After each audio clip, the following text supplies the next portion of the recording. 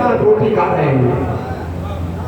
लेकिन जब पीर होता है कामिल, जब तदन्नी और बना फतदल्ला और अपना का फैल पाता है, वो फिर जमीन से मिट्टी के टुकड़े उठाता है, सोना बनता है। वो मुरीद से लेता नहीं है, वो मुरीद को देता है। ये फतहुद्दीन बख्तियार काकी गालिबन दिल्ली की सरजमीन पर है।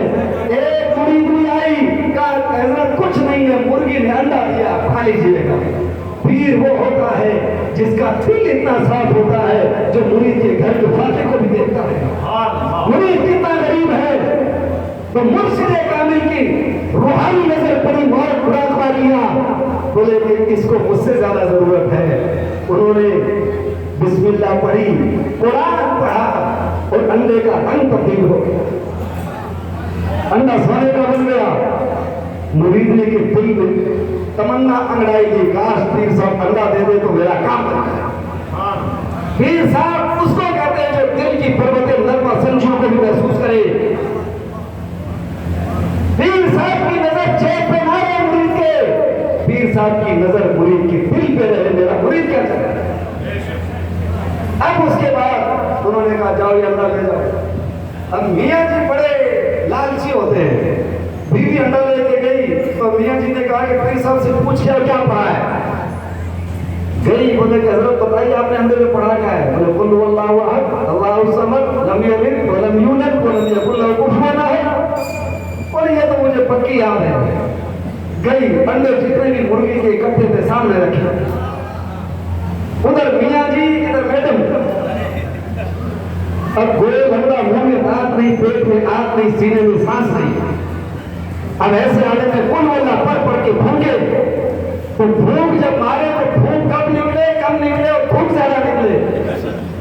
सुबह की सफेदी नमूदार होने लगी, फजर की अजान हो गई। अंडे भूख मार मार के गीले तो हो गए लेकिन पीले नहीं हो गए। मुरीद नहीं कहीं वापस बोले कि हजरत रंग बदला नहीं।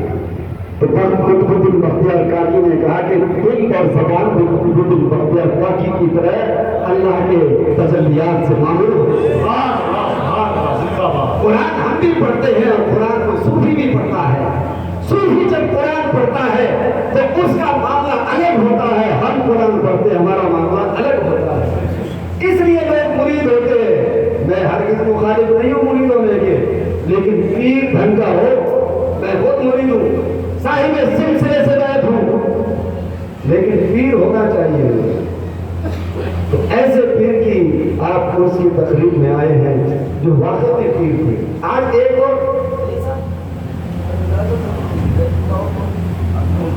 हाँ, तो आज एक जुमला और सिस्टम एक और चल रहा है। मुझे एक सैयद साहब ने बताया, कहने लगे कि हजरत हम गए हुए थे एक जगह, एक मौलाना थे और एक सैयद साहब बैठे हुए थे। तो दो नौजवान आए, हमारे नौजवानों की घुट्टी में किस तरह पिला दिया गया है।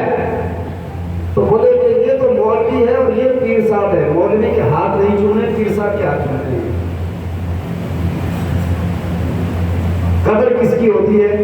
अगर आपकी इजाजत हो वक्त में अगर थोड़ा सा गैप हो तो मैं हदीस पेश कर दूं। रसूल पाक सल्लल्लाहु अलैहि वसल्लम से बड़ा पीर दुनिया के अंदर कोई नहीं आया। सारे नबियों के पीर जो पहले मुरीद हुए नहीं थे, मस्जिद अक्सा में सारे नबी हुजूर के मुरीद बने हैं।